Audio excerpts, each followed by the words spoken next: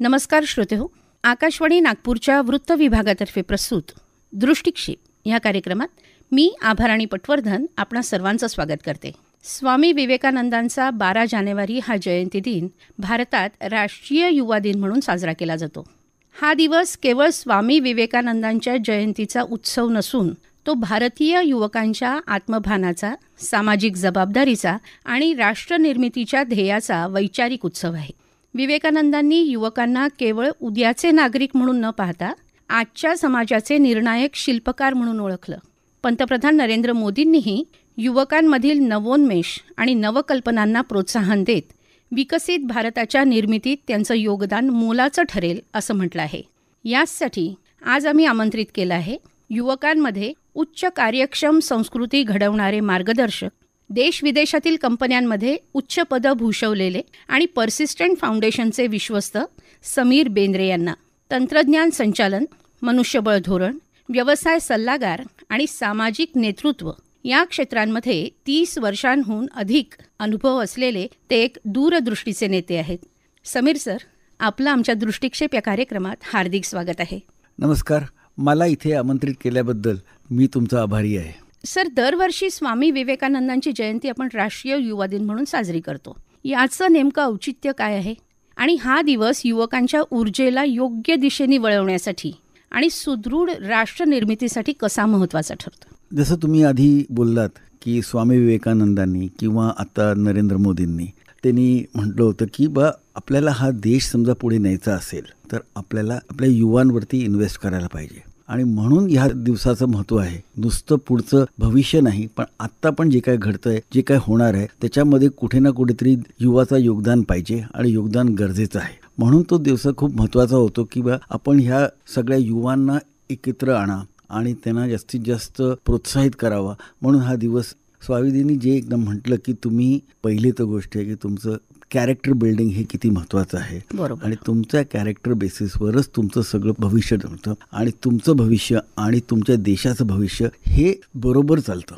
तुमचा देश समजा समृद्ध होईल तर तुम्ही समृद्ध व्हाल, तसं सगळं जरुरी आहे. निश्चितच. आणि स्वामी विवेकानंदांनी म्हटलं होतं की मला तुम्ही ऊर्जा पूर्ण असलेले 100 युवक द्या, मी या देशाचा कायापालट करून दाखवीन. तर आपल्या इथे भारताची 65% जी लोकसंख्या आहे जास्तीची, ती 35 वर्षाखालची आहे, युवक आहेत. इथली तरुण लोकसंख्या एक प्रचंड मोठा लोकसंख्या शास्त्रीय लाभांश आपण ज्याला म्हणतो, डेमोग्राफिक डिव्हिडंड, तर हा असा मानला जातोय. तर विकसित भारत होण्याच्या दृष्टीने या युवा ऊर्जेचा आपण कसा उपयोग करून घेऊ शकतो? त्याच्यामध्ये 2 गोष्टी तुम्ही विचार केल्या पाहिजेत. पहिले म्हणजे आपण जेव्हा म्हणतो की आपले 65% लोक 35 आणि खालच्या वयातले आहेत, तो एक डिव्हिडंड पण आहे, पण तेवढाच तो थ्रेट पण आहे. आपण हे लक्षात घ्यायला पाहिजे की जेव्हा इतका जास्त एका देशाचा पूर्ण जनसंख्यामध्ये लोक युवा असतात तेव्हा त्यांना एक दिशा देणे, त्यांनी कसं काय करावं, त्यांनी जग कसं जगावं हे सांगणं खूप जरुरीचं आहे. आपण इतकी वर्ष उद्योग क्षेत्रामध्ये कार्यरत आहात आणि आपल्या हाताखालून अनेक नवे उद्योजक तयार झालेले आहेत किंवा आपण तंत्रज्ञ म्हणू शकतो. नेमकं आपण कसं घडवलं त्यांना? ही गोष्ट खरी आहे की मी पर्सिस्टंटमध्ये असताना किंवा त्याच्या आधी पण स्वतःचा व्यवसाय करत असताना किंवा आताही बरेचसे युवा मुलं आणि मुली माझ्याबरोबर काम करत राहिलेले आहेत. युवांमध्ये जी ऊर्जा असते ती तुम्ही कशी चॅनलाइज कराल, त्यांना तुम्ही दोन्हीकडून त्यांना एक मित्र म्हणून पण तुम्ही दिसला पाहिजेत, पण गाईड म्हणून पण तुम्ही एकावेळी दिसला पाहिजेत.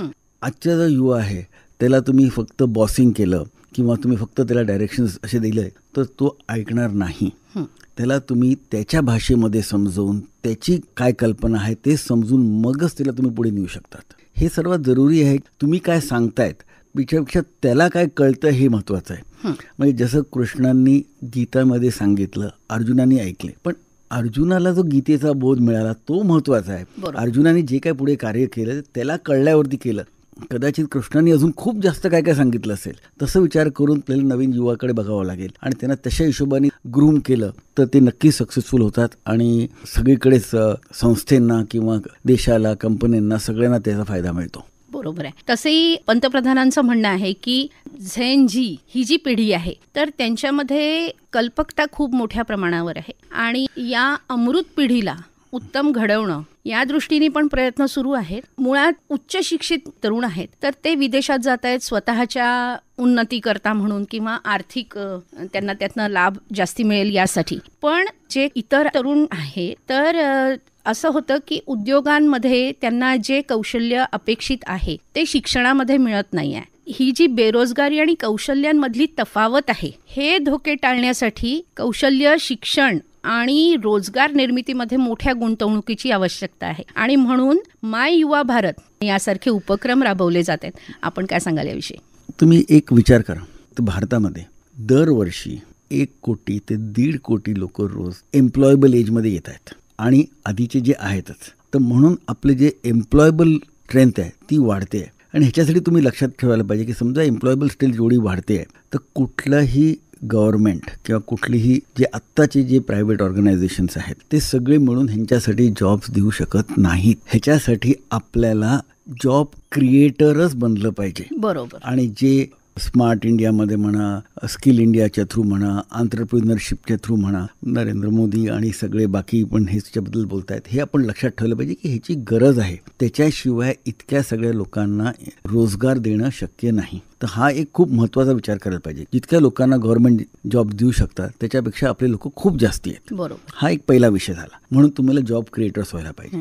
मग दुसरा विषय झाला की जेव्हा इतक्या सगळ्या लोकांना तुम्हाला शिकवायचं आहे तर तुमची शिक्षणाची यंत्रणा, तुम्हाला जितके किती टीचर्स पाहिजेत त्यांचं पण ग्रूमिंग, ह्याच्यावरती पण आपण बऱ्यापैकी दुर्लक्ष केलेलं आहे. आता नवीन एज्युकेशन पॉलिसी आणली, त्याच्यामध्ये चेंजेस केले. ह्याच्यामध्ये हे जरुरी आहे की तुम्ही युवांवरती इन्व्हेस्ट कोण करतं, युवांना कोण घडवतं? आईवडील घडवतात आणि आईवडिलांपेक्षा जास्त त्यांचे गुरु त्यांना घडवतो आणि तिसरे जण घडवते म्हणजे तिच्याबरोबर तर तिची संगत. आणि संगत हे कशावरून घडते? तुम्हाला काय दिसतं, तुम्ही काय सोशल मीडिया बघतायत, तुम्ही पुस्तकं काय वाचतायत किंवा तुम्ही दुसऱ्यांकडून काय ऐकतायत. तर ह्या तिन्ही सगळ्यांनी जबाबदारी घेतली तरच आपला युवा एम्प्लॉयबल होऊ शकेल. पहिले कसं होतं, इंजिनिअरिंग म्हणा किंवा हे म्हणा, एंट्री क्रायटेरिया खूप कठीण होते.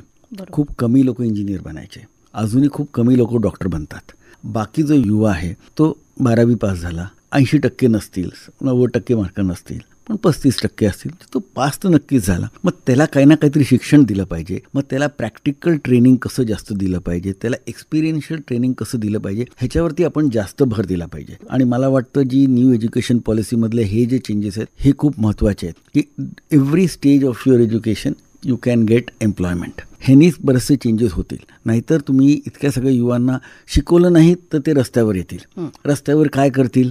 गुंडागर्दी करतील, चोरी करतील. तर तुम्ही त्यांना शिकवलं पाहिजे, त्यांना अग्निवीर ह्याच्यासारख्या कार्यक्रमामध्ये पाठवलं पाहिजे. ह्याच्यासाठी तुम्हाला त्यांना वेगळ्या वेगळ्या त्यांच्या वयामध्ये त्यांना प्रॅक्टिकल एज्युकेशन देऊनच त्यांना पुढे आणू शकतो. आज भारतातर्फे जागतिक स्तरावर बौद्धिक प्रतिभेचा आणि कुशल कामगारांचा मोठ्या प्रमाणावरती पुरवठा होतोय आणि त्याचबरोबर काही देशांमध्ये मात्र बौद्धिक प्रतिभेच्या स्थलांतराकरता खूप बाधा, अडथळे येतात. तर हे दोन्ही एकाच वेळेला. पहिले मोदीजींनी आपल्याला पहिले काय सांगितलं, मेक इन इंडिया, की भारतात आपण गोष्टी बनवा.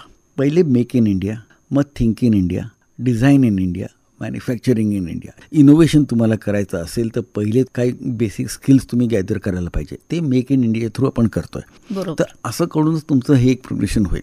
आज आपल्याकडे कसं आहे की जगातला जितका युवाचा सप्लाय आहे त्याचा इतका मोठा वाटा भारताचा आहे. पण तुम्ही एक दुसरं लक्षात घेतलं पाहिजे की भारताचं तुम्ही समजा डेमोग्राफिक्स म्हटलं किंवा पिरॅमिड बघितलं तर हे जे लोक भारतातून बाहेर जात आहेत हे 2 किंवा 3 कॅटेगरीमधलेच आहेत. जो आपण बॉटम ऑफ द पिरॅमिड किंवा भारताचा 70% भाग जो आहे जो गावांमध्ये आहे तो कुठे बाहेर जात नाही आहे, तो भारतातच आहे. तो जास्तीत जास्त काय की गावातून शहरात यायचा प्रयत्न करतोय, पण तो भारतातच आहे. त्याच्या वरचा एक थोडं हायली स्किल्ड लेबर म्हणा तो काही देशांमध्ये जातोय आणि मेजर पण जो बाहेर जातोय तो एकदम म्हणजे हायर एज्युकेटेड, हायली क्वालिफाईड हे लोक बाहेर जात आहेत. तर तिकडच्या देशांनाही अल्टिमेटली कुठे ना कुठेतरी हे वाटतंय की हे लोक उद्या येऊन आम्हाला डॉमिनेट करतील, आम्हाला त्यांचा थ्रेट आहे, म्हणून त्यांना ती भीती वाटते की आपण त्यांना डिस्करेज करावं.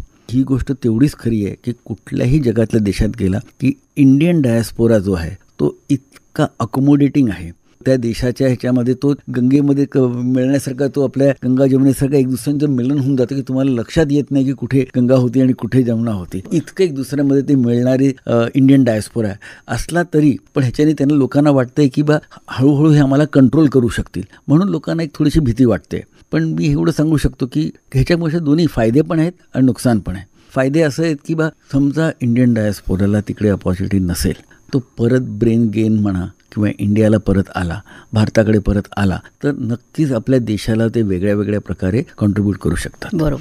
ही गोष्ट तेवढीच खरी आहे की आधी जेव्हा लोक भारतातून परदेशात जायचे त्यांना वाटायचं की बा भारतामध्ये मला अपॉर्च्युनिटी नाही, की माझ्या कलेला जितकं महत्त्व दिलं पाहिजे तेवढं दिलं जात नाही. पण ही गोष्ट नक्कीच बदललेली आहे. आज मी खूप सगळे युवा बघतो जे तिकडे गेले, तिकडे शिकायला गेले, पण त्यांना वाटतं तिकडे येऊन बघून येतात. ते सांगतात नाही, माझ्या भारतामध्ये ज्या गोष्टी आहेत, ज्या मला अपॉर्च्युनिटीज आहेत, त्या मला तिथे मिळू शकत नाही. तर कदाचित हे थोड्या दिवसात हे दोन्हीचं कधी ना कधी त्याचा समतोल हे होत राहील. याच विषयाला धरून पण थोडंसं वेगळं की अनेक वर्षानंतर आता आपल्याकडे पुन्हा एकदा जनगणना होती आहे. तर या जनगणनेचं वैशिष्ट्य काय आहे आणि याचं महत्त्व काय आहे? आपल्याकडे खरी गोष्ट अशी आहे की जनगणना खूप दिवसांनी ती होते, त्याच्या आधी व्हायला पाहिजे होती. दर 10 वर्षानंतर 11 वर्षानंतर तुम्हाला तुमचं डेमोग्राफिक कसं बदलतं आहे, त्या हिशोबाने कुठल्याही राज्यांनी कुठल्याही देशांनी त्यांचे कसे वेगळे वेगळे प्रकल्प वेगळे बदलावे किंवा काय करावे, ह्याच्यासाठी ते जनगणनेचं खूप गरज आहे. जनगणनेकडे बघण्याचा दृष्टिकोन पॉलिटिकल कॅपिटल म्हणून बघितला जातो, पण नुसतं पॉलिटिकल कॅपिटल नाही आहे. पण तुम्हाला समजा त्या जनगणनेची काय गरज आहे, देशाची काय गरज आहे, ह्याच्यामध्ये तुम्हाला त्याचं डेमोग्राफिक बघणं जरुरी आहे. की समजा शहरांची जनगणनामध्ये मुलां मुलींचा समजा समतोल राहायला पाहिजे, तेवढं समतोल नाही आहे. मग तुम्ही काय करायला पाहिजे? मग आपण बऱ्याचशा गोष्टी केलेल्या आहेत. त्याच्यामध्ये असं लक्षात होतं की तुम्ही बघा, जेव्हाही जगात कुठेही युद्ध होतं, युद्धमध्ये मरतात पुरुष जास्त, बायका कंपॅरेटिव्हली खूपच कमी मरतात. म्हणून हा इम्बॅलन्स वॉर किंवा अशा सारख्या सिच्युएशन तुम्हाला इंड्यूस करतात. बरोबर. आणि सध्या तर जगभरामध्ये खूपच चाललेलं आहे युद्धाचं. तर म्हणून त्याच्यामध्ये आपल्याला हे जनगणना बघून की आपल्याला कोणावरती इन्व्हेस्ट करायला पाहिजे, कुठे इन्व्हेस्ट करायला पाहिजे. भारत हा खूप मोठा देश आहे आणि खूप डायव्हर्स आहे. त्याच्यासाठी तुम्हाला कुठलेही पॉलिसीज, कुठलेही नवीन कार्यक्रम काढायचे असतील तर तुम्हाला तिकडचं डेमोग्राफिक्स आणि जनगणना करणं खूपच जरुरीचं आहे. आणि यावर्षी डिजिटल होतीये ही जनगणना आणि मला वाटतं 90 वर्षानंतर पहिल्यांदाच जातीनिहाय जनगणना होणार आहे. तर हे एक वैशिष्ट्य आहे. याचा उपयोग कसा होऊ शकतो? कुठलीही गोष्ट त्याचा चांगला आणि वाईट दोन्ही उपयोग होऊ शकतात. आपण म्हटलं न्यूक्लिअर पॉवर आहे, न्यूक्लिअर पॉवरने न्यूक्लिअर बॉम्ब पण बनतो, न्यूक्लिअर पॉवरने न्यूक्लिअर इलेक्ट्रिसिटी पण बनते. तसंच जाती जी जनगणना करणार आहेत त्याचे तुम्ही खरं करायचे म्हटले तर कुठल्या जातीच्या लोकांना अपॉर्च्युनिटीज मिळाल्या नाहीत किंवा हे बघू शकतात. पण त्याचा खरा इफेक्ट हे आपण त्याचा त्या माहितीचा त्या डेटाचा यूज कसा करतो ह्याच्यावरती डिपेंडंट आहे. धोरणात्मक बदल करण्याकरता त्याचा उपयोग होऊ शकतो. सर, स्वतःला प्रज्वलित करा, जगावर प्रभाव पाडा या मध्यवर्ती संकल्पनेवर आधारित राष्ट्रीय युवा दिन 2026 आपण साजरा केलाय. चारित्र्य, ज्ञान आणि आध्यात्मिक बळावर भारत महासत्ता व्हावा अशी स्वामी विवेकानंदांची कल्पना होती. यासाठी युवकांचं योगदान किती महत्त्वाचं आहे याविषयी आपण आमच्या श्रोत्यांना जाता जाता काय सल्ला द्याल? जे स्वामी विवेकानंदांनी सांगितलं किंवा आता आपण जे ह्या वर्षीचा युवा दिनमध्ये आपण जे लोकांना सांगतो आहे की बा तुमचं चारित्र्य किंवा तुम्ही तुमचे पूर्ण आध्यात्मिकतावरती तुम्ही बोलताय. योगा असो, आयुर्वेद असो, गणित असो, बाकी सगळ्या विषयामध्ये आपण जे आधी जे अचीव्ह केलेलं आहे ते लोकांना कळलं तर लोकांना कळेल की आपण किती ॲडव्हान्स्ड होतो. आज आपण आपल्या इथले कुठलेही देवळं बघाल, ते देवळं ज्या प्रकारे बनलेले आहेत, त्याच्यामध्ये जे प्रिसिजन आहे, त्याच्यामध्ये जे इंजिनिअरिंग आहे, त्याच्यामध्ये जे कॅल्क्युलेशन्स आहेत, त्याच्यामध्ये शास्त्र आहे. तर आपण हे शास्त्र जे आपल्यामध्ये होतं आणि आहे ते आपण परत आणणं खूप गरजेचं आहे. आणि अध्यात्माच्या थ्रू आपणच एकच आहे जो आपला सनातन धर्म आहे, जो ज्याच्यावरती एक म्हणजे हिंदू म्हणच्या युवांनी लक्षात ठेवायला पाहिजे की आपण आपलं जे कल्चर आहे हे लोकांना सांगितलं पाहिजे. हे सगळे सायंटिफिक रिझनिंग तुम्हाला सांगायची पद्धत गोष्टींच्या तर्फे होती, तुला सांगण्याची पद्धत प्रार्थनेच्या तर्फे होती. म्हणजे ते तुम्हाला कळेल ह्या भाषेत सांगायची. तीच भाषा आहे, फक्त तुम्ही आता तुमच्या भाषेमध्ये त्याला समजायचा प्रयत्न करावा, असंच मी या आजच्या युवांना एक विनंती करीन. खूप सुंदर. म्हणजे जे जे उत्तम उदात्त उन्नत महान मधुरत येते ते सगळं तुम्ही त्याचा अवलंब करा आणि जगासमोर ते तसं प्रदर्शित करा. खूप सुंदर सल्ला दिलात सर तुम्ही. आज तुम्ही आमच्या दृष्टिक्षेप या कार्यक्रमात आलात आणि आमच्या श्रोत्यांना युवा दिनाविषयी आणि युवकांना अतिशय प्रेरणादायी असा सल्ला आपण इथे दिलात. त्यासाठी आकाशवाणी नागपूरच्या वृत्त विभागातर्फे मी आपले आभार मानते. धन्यवाद सर. धन्यवाद.